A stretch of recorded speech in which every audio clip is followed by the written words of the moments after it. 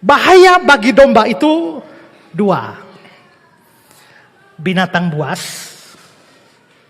dan pencuri.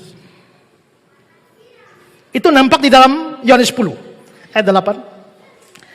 10-12 ada kata pencuri dan perampok ayat 8. Ayat 10 ada kata pencuri, lalu ayat 12 ada kata serigala.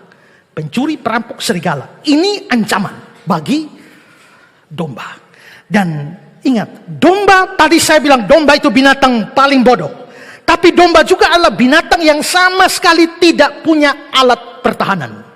Alat pertahanan diri.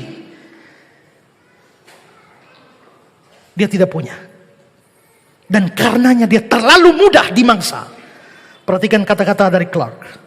Tidak ada makhluk yang lebih tidak mempunyai pertahanan daripada domba.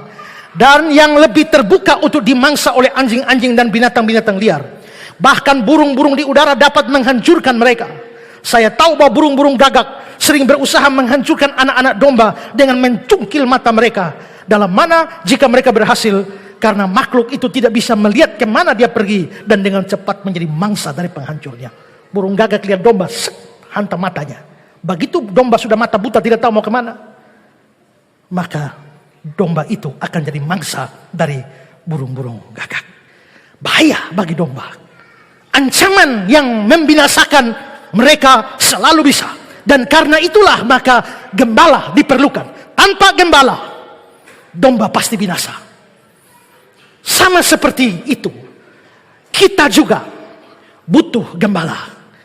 Yang tanpa dia menjaga kita dan melindungi kita, kita pasti binasa. Karena itulah maka Daud mengatakan dalam lembah kekelaman sekalipun, dalam Mazmur 23 ayat 4, sekalipun aku berjalan dalam lembah kekelaman, aku tidak takut bahaya, sebab Tuhan beserta, gada tongkatnya itu menghibur. Maka gembala itu menjamin keamanan. Demikian domba-domba Tuhan tidak bisa dibinasakan oleh lawan-lawannya, yakni dunia dan penguasa dunia ini, yakni iblis. Kita bersyukur gembala kita yang agung, gembala kita yakni Yesus Tuhan kita, menjaga dan berikan keamanan kepada kita sehingga kita tidak binasa. Bagaimana dia berikan keamanan pada kita supaya tidak binasa? Ayat 27 sampai 29. Domba-dombaku mendengar suaraku, dan aku mengenal mereka dan mereka mengikut aku. Dan aku memberikan hidup kekal kepada mereka. Mereka pasti tidak akan binasa sampai selama-lamanya. Seorang pun tidak akan merebut mereka dari tanganku. Yesus pegang. Ayat 29. Bapakku yang memberikan mereka kepadaku lebih besar daripada siapapun. Seorang pun tidak dapat merebut mereka dari tangan Bapa. Dari tanganku, sekarang tangan Bapa. Berarti orang percaya domba Tuhan sebenarnya ada dua tangan yang pegang dia. Tangan Yesus, tangan Bapa. Ayo. Kalau dua tangan ini pegang, siapa bisa kasih keluar? Mau lalarkah, nyamuk kah, apakah? Tidak akan bisa. Satu setan dua binatang, atau satu binatang dua setan. Tidak akan pernah bisa merebut domba-domba Tuhan dari dua tangan yang maha kuasa. Bukankah itu keamanan luar biasa? Jaminan luar biasa. Tentang ayat ini saya kutip kata-kata Pendeta Budi Asali. Ada beberapa kata atau istilah yang harus diperhatikan, ditekankan dari ayat ini. Pertama, hidup yang kekal. Kalau keselamatan bisa hilang, kalau orangnya meninggalkan iman atau murtad, maka hidup yang diberikan pada saat seorang percaya pada Kristus bukan hidup yang kekal, tapi hidup yang bersyarat. Dia hidup asal meninggalkan iman atau asal tidak meninggalkan iman atau tidak murtad.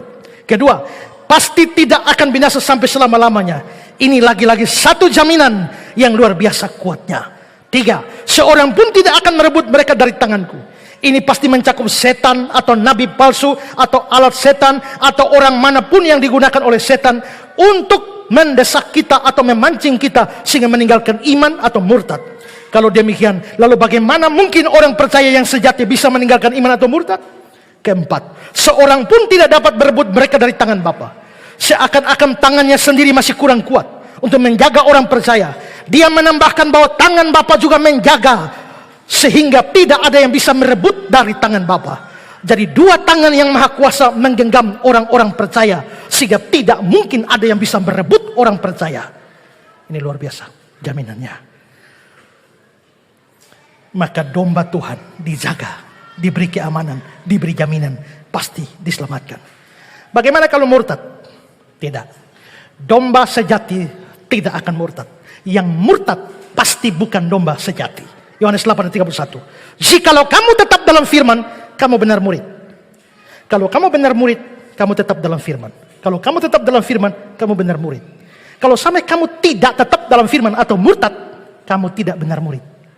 Maka yang tidak tetap firman, yang murtad itu pasti bukan benar-benar murid.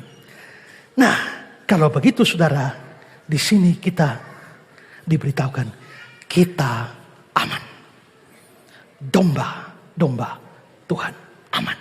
Kita pasti selamat. Bagaimana kalau kita tidak setia? Domba Tuhan pasti setia. Kenapa bisa setia? Karena kita sanggup setia? Tidak. Tuhan yang bikin dombanya setia. Bagaimana kalau saya jauh dari Tuhan? Tidak. Karena Tuhan akan membuat kamu dekat Dia. Perhatikan dua ayat ini. Aku akan mengikat perjanjian kekal dengan mereka. Bahwa aku tidak akan membelakangi mereka. Melainkan akan berbuat baik pada mereka. Aku akan menaruh takutku ke dalam hati mereka. Supaya mereka jangan menjauh daripadaku. Tuhan akan berikan hati supaya kita tidak menjauh. 1 Korintus 1:8-9. Dia juga akan meneguhkan kamu sampai kesudahannya. Sehingga kamu tak bercacat pada hari kita. Tuhan kita Yesus Kristus. Allah yang memanggil kamu kepada persekutuan dengan anaknya. Yesus Kristus Tuhan kita adalah setia. Saya tanya, saudara rasa aman dalam Tuhan? Aman dalam Tuhan? Soal bahagia, yang sudah di surga lebih bahagia dari kita. Tapi soal aman, mereka yang sudah di surga aman, kita di bumi juga aman. Yang di surga tidak lebih aman daripada kita. Karena penjagaan Tuhan. Mereka lebih bahagia, tapi tidak lebih aman. Ini kata-kata dari Loren Bednar.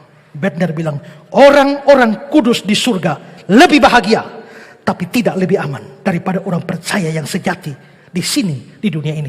Bukan berarti di sana tidak aman, tapi kita di sini sama amannya dengan mereka di sana, walaupun mereka masih lebih berbahagia. Saudara, itulah yang dilakukan Tuhan Sang Gembala bagi kita.